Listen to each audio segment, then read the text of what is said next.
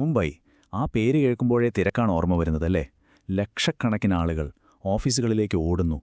ഈ ഓട്ടത്തിനിടയിൽ ഓഫീസിലിരുന്നുകൊണ്ട് വീട്ടിലുണ്ടാക്കിയ നല്ല ചൂട് ചോറും കറിയും കഴിക്കാൻ പറ്റിയാലോ? ഹോ, അതൊരു ഒന്നൊന്നര സ്വപ്നം തന്നെയാവും അല്ലേ. പക്ഷേ കേട്ടോളൂ, മുംബൈയിൽ ഈ സ്വപ്നം യാഥാർത്ഥ്യമാക്കുന്ന ചിലരുണ്ട്. നിങ്ങളൊരു മുംബൈക്കാരനാണെന്ന് വെറുതെ ഒന്ന് സങ്കൽപ്പിക്കൂ. രാവിലെ നേരത്തെ വീട്ടിൽ നിന്നിറങ്ങി രാത്രി വൈകി തിരിച്ചെത്തുന്ന ഒരു സാധാരണ ജോലിക്കാരൻ. അപ്പോൾ ഉച്ചഭക്ഷണത്തിന്റെ കാര്യം എന്താകും? നിങ്ങളുടെ മുന്നിൽ ശരിക്കും രണ്ടേ ഓപ്ഷനുകളേ ഉള്ളൂ. ഒന്നുകിൽ വിശപ്പ് സഹിച്ച് വൈകുന്നേരം വരെ പിടിച്ചു നിൽക്കണം. പക്ഷെ അതൊക്കെ നടക്കുവോ? ഇല്ല. അപ്പോൾ രണ്ടാമത്തെ ഓപ്ഷൻ, വീട്ടിൽ നിന്ന് ആരോ നല്ല ചൂട് ചോറ് കൊണ്ടുവരുന്നത് സ്വപ്നം കണ്ടിരിക്കുക. വെറും ഒരു സ്വപ്നമല്ലേ, നടക്കാത്ത കാര്യം. അപ്പോൾ എന്തുകൊണ്ടാണ് മുംബൈയിൽ ഈ ഉച്ചഭക്ഷണം ഇത്ര വലിയൊരു പ്രശ്നമാകുന്നത്? ഒരു നേരത്തെ ഭക്ഷണം കഴിക്കുന്നത് ഒരു പേടി സ്വപ്നം പോലെയാകുന്നതിന്റെ കാരണമെന്താണ്? നമുക്കതിലേക്കൊന്ന് കടന്നു ചെല്ലാം. കാരണങ്ങൾ ശരിക്കും ഒരുപാടുണ്ട്. ഒന്നാമത്തെ കാര്യം, മുംബൈയിലെ വീട്ടുവാടകയെക്കുറിച്ച് പറയേണ്ടല്ലോ. ആകാശം മുട്ടുന്ന വിലയാണ്. അതുകൊണ്ട് തന്നെ ആളുകൾ താമസിക്കുന്നത് ജോലിസ്ഥലത്തുനിന്ന് ഒരുപാട് ദൂരെയാണ്. മണിക്കൂറുകൾ യാത്ര ചെയ്യണം. പിന്നെ ഇന്ത്യയുടെ എല്ലാ ഭാഗത്തു നിന്നും ആളുകൾ ഉള്ളതുകൊണ്ട് ഓരോരുത്തർക്കും ഓരോ തരം ഭക്ഷണമാണിഷ്ടം. പുറത്തുനിന്ന് കഴിക്കാമെന്ന് വെച്ചാലോ, ഹോട്ടലിലെ വില കേട്ടാൽ ഞെട്ടും, പോക്കറ്റ് കാലിയാകും. അതിനെല്ലാം ഉപരി വീട്ടിലെ ഭക്ഷണത്തിനൊരു പ്രത്യേക രുചിയുണ്ടല്ലേ, അതിൻ്റെ ഒരു സുഖം വേറെ തന്നെയാണ്. അപ്പോൾ ഈയൊരു നടക്കാത്ത സ്വപ്നത്തിന്, ഈ വലിയ പ്രശ്നത്തിനൊരു പരിഹാരമുണ്ട്. അതും ഒരു ഒന്നൊന്നര പരിഹാരം. അതെ, നമ്മൾ സംസാരിക്കാൻ പോകുന്നത് ഡബ്ബവാലകളെക്കുറിച്ചാണ്. ഇവരുടെ കഥ തുടങ്ങുന്നത് ഏകദേശം 130 വർഷം മുമ്പാണ് കേട്ടോ. 1890 ഒരു പാഴ്സി സ്ത്രീ, അവർക്ക് അവരുടെ ഭർത്താവിന് ഓഫീസിൽ ഉച്ചഭക്ഷണം എത്തിക്കണം. അതിനുവേണ്ടി മഹാദു ഇവാജി ബച്ച എന്നു പേരുള്ള ഒരാളുടെ സഹായം ചോദിച്ചു. ആ ഒറ്റയൊരു ഡെലിവറിയിൽ നിന്ന് തുടങ്ങിയ യാത്ര ഇന്ന് ലോകം മുഴുവൻ അത്ഭുതത്തോടെ നോക്കിക്കാണുന്ന ഒരു വമ്പൻ പ്രസ്ഥാനമായി മാറിയിരിക്കുന്നു. ഇവരുടെ പ്രവർത്തനത്തിന്റെ വലിപ്പം കേട്ടാൽ നിങ്ങൾ ശരിക്കും ഞെട്ടും. ഇന്ന് മുംബൈ നഗരത്തിൽ മാത്രം ഏകദേശം 5000 ഡബ്ബാവാലകളാണുള്ളത്. ഈ 5000 പേർ ചേർന്ന് ഒരു ദിവസം എത്ര പേർക്ക് ഭക്ഷണം എത്തിക്കുന്നുണ്ടെന്നറിയാമോ? 2 ലക്ഷം ആളുകൾക്ക്. ഒന്ന് ആലോചിച്ചു നോക്കൂ. പിന്നെ ഇതൊരു എളുപ്പമുള്ള പണിയാണെന്ന് കരുതരുത് കേട്ടോ. നല്ല കായികക്ഷമത വേണം. ഈ ഭക്ഷണപാത്രങ്ങൾ നിറച്ചുവെക്കുന്നൊരു ട്രേ ഇല്ലേ, അതിന് ഏകദേശം 100 കിലോ വരെ ഭാരം വരും.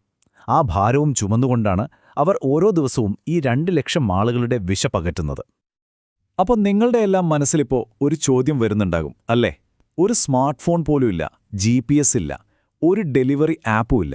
പിന്നെ എങ്ങനെയാണ് ഇവർ ഒരു തെറ്റും പറ്റാതെ ഈ ലക്ഷക്കണക്കിന് ചോറ്റുപാത്രങ്ങൾ കൃത്യമായി അതിൻ്റെ ആൾക്കെത്തിക്കുന്നത്? ഒന്നാലോചിച്ച് നോക്കിക്കേ, 2 ലക്ഷം ഡെലിവറികൾ. ഓരോ ചോറ്റുപാത്രവും ലക്ഷ്യസ്ഥാനത്തെത്തുന്നതിന് മുൻപ് 5ഓ 6ഓ തവണ കൈമാറ്റം ചെയ്യപ്പെടുന്നുണ്ട്. അതുമിവിടെ മുംബൈയിലെ ആ തലകറങ്ങുന്ന തിരക്കുള്ള റെയിൽവേ സ്റ്റേഷനുകളിലൊക്കെ വെച്ച്. ഈ ബഹളത്തിനിടയിൽ ഒരെണ്ണം പോലും എങ്ങനെയാണ് മാറിപ്പോകാത്തത്? അതിന്റെ രഹസ്യം അതാണ് ശരിക്കും ബ്രില്യന്റ്.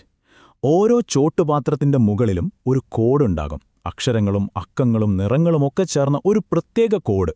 ആ കോഡിലെല്ലാമുണ്ട്. എവിടെന്നാണ് ഈ പാത്രം വരുന്നത്, ഏത് ട്രെയിൻ സ്റ്റേഷനിൽ ഇറങ്ങണം, എങ്ങോട്ടാണ് പോകേണ്ടത്, ആരാണിത് കൈമാറേണ്ടത്, ആൾക്കാണിത് കിട്ടേണ്ടത്, അങ്ങനെ എല്ലാ വിവരങ്ങളും ആ ഒരൊറ്റ കോഡിലുണ്ടാകും. അവരുടെ ഒരു ദിവസത്തെ ടൈം ടേബിൾ കേൾക്കണോ? ക്ലോക്ക് പോലെയാണ്. രാവിലെ 8 മണിക്ക് മുൻപ് വീടുകളിൽ നിന്ന് പാത്രങ്ങൾ എടുക്കും. ഉച്ചയ്ക്ക് 1 മണിക്ക് മുൻപ് അത് ഓഫീസിലെത്തിച്ചിരിക്കും. കൃത്യം 2 മണിക്ക് ഒഴിഞ്ഞ പാത്രങ്ങൾ തിരിച്ചെടുക്കും. വൈകുന്നേരം 5:30 മുൻപ് ആ പാത്രം വീട്ടിൽ തിരികെ എത്തിയിരിക്കും. 1 മിനിറ്റ് അങ്ങോട്ടോ ഇങ്ങോട്ടോ ഇല്ല. അത്രയ്ക്ക് കൃത്യനിഷ്ഠ. ഈ പുതിയ ഫാസ്റ്റ് ഫുഡ് കമ്പനികളൊക്കെ ഒരു വെല്ലുവിളിയാണോ എന്ന് ഒരിക്കൽ അവരുടെ അസോസിയേഷൻ പ്രസിഡന്റിനോട് ഒരാൾ ചോദിച്ചു. അതിന് കിട്ടിയ മറുപടി എന്താണെന്നോ? ഫാസ്റ്റ് ഫുഡ് മാത്രം കഴിച്ച് ആർക്കെങ്കിലും ജീവിക്കാൻ പറ്റുമോ എന്നായിരുന്നു. ആ ആത്മവിശ്വാസം കണ്ടില്ലേ, അതാണ് അവരുടെ ശക്തി. അപ്പോൾ ഈ വിജയത്തിന്റെ രഹസ്യം ആ കോഡിംഗ് സിസ്റ്റം മാത്രമല്ല, അതിനു പിന്നിൽ പ്രവർത്തിക്കുന്ന മനുഷ്യരുണ്ട്. പിന്നെ അവർ പാലിക്കുന്ന ചില ഉരുക്കു നിയമങ്ങളുമുണ്ട്. ഒരു ഡബ്ബാവാല ആവണമെങ്കിൽ കുറച്ച് നിർബന്ധമുള്ള നിയമങ്ങളൊക്കെയുണ്ട്. ഒന്നാമതായി, കസ്റ്റമറോട് എപ്പോഴും നല്ല ബഹുമാനത്തോടെ പെരുമാറണം. രണ്ടാമത്, ജോലി സമയത്ത് മദ്യപാനം പറ്റവേ പറ്റില്ല. പിന്നെ ഏറ്റവും പ്രധാനം, അവരുടെ തിരിച്ചറിയൽ അടയാളമായ ആ വെളുത്ത ഗാന്ധി തൊപ്പി എപ്പോഴും തലയിൽ വേണം. ആ വെളുത്ത തൊപ്പിയുടെ കാര്യം ഒരു ചെറിയ കളിയല്ല കേട്ടോ. ഇനി അഥവാ അത് ധരിക്കാൻ ആരെങ്കിലും മറന്നാൽ എന്ത് സംഭവിക്കുമെന്നറിയാമോ? ആദ്യത്തെ തവണയാണെങ്കിൽ ഒരു ഫൈൻ അടച്ചാൽ മതി.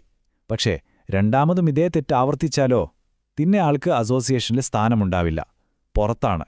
അത്രയ്ക്ക് സ്ട്രിക്റ്റാണ് അവരുടെ നിയമങ്ങൾ. ഇങ്ങനെയുള്ള ഈ കണിശമായ അച്ചടക്കവും കൃത്യനിഷ്ഠയുമൊക്കെയാണ് ആളുകൾക്ക് ഡബ്ബാവാലകളോട് ഇത്രയധികം വിശ്വാസം വരാൻ കാരണം. 10 വർഷമായി അവരുടെ ഒരു കസ്റ്റമറായ പോളോ പറഞ്ഞത് കേൾക്കൂ. ഈ 10 വർഷത്തിനിടയിൽ ഒരൊറ്റ ദിവസം പോലും അവർ എൻ്റെ ഭക്ഷണം എത്തിക്കാതിരുന്നിട്ടില്ല. ഇതൊരു അത്ഭുതം തന്നെയാണ്. അത്രയ്ക്ക് വിശ്വസ്തരാണവർ. ഇതിൽ കൂടുതൽ എന്തു വേണം? അവരുടെ പ്രശസ്തി വെറും കസ്റ്റമേഴ്സിന്റെ ഇടയിൽ മാത്രമല്ല, ഹാർവാർഡ് പോലുള്ള ലോകത്തിലെ ഏറ്റവും വലിയ ബിസിനസ് സ്കൂളുകളിൽ നിന്നുള്ള ആളുകൾ വരെ ഇവരെക്കുറിച്ച് പഠിക്കാൻ മുംബൈയിൽ വന്നിട്ടുണ്ട്. ആരാണ് നിങ്ങളുടെ സിസ്റ്റത്തെക്കുറിച്ച് ചോദിച്ചിട്ടുള്ളതെന്ന് ഒരു ഡബ്ബാവാലിയോട് ചോദിച്ചപ്പോൾ കിട്ടിയ മറുപടി എന്താണെന്നറിയാമോ? ചാൾസ് രാജകുമാരൻ വരെ ചോദിച്ചിട്ടുണ്ടെന്ന്. ഒന്ന് ആലോചിച്ചു നോക്കൂ, അതിലും വലിയൊരു അംഗീകാരം കിട്ടാനുണ്ടോ? അപ്പോൾ നമ്മൾ ജീവിക്കുന്നത് അൽഗോരിതങ്ങളുടെയും GPS ട്രാക്കിങ്ങിൻ്റെയും ഒക്കെ കാലത്താണ്, അല്ലേ? എല്ലാം ടെക്നോളജിയാണ്. അങ്ങനെയുള്ള ഈ കാലത്ത് 130 വർഷം പഴക്കമുള്ള മനുഷ്യന്റെ അച്ചടക്കത്തിലും ഒരു ലളിതമായ കോഡിങ്ങിലും പരസ്പര വിശ്വാസത്തിലും കെട്ടിപ്പടുത്ത ഈ ഡബ്ബാവാല സിസ്റ്റത്തിൽ നിന്ന് ഇന്നത്തെ വലിയ വലിയ ലോജിസ്റ്റിക്സ് കമ്പനികൾക്ക് എന്തെല്ലാം പഠിക്കാനുണ്ടാകും? ശരിക്കും നമ്മൾ ചിന്തിക്കേണ്ട ഒരു കാര്യമാണതല്ലേ?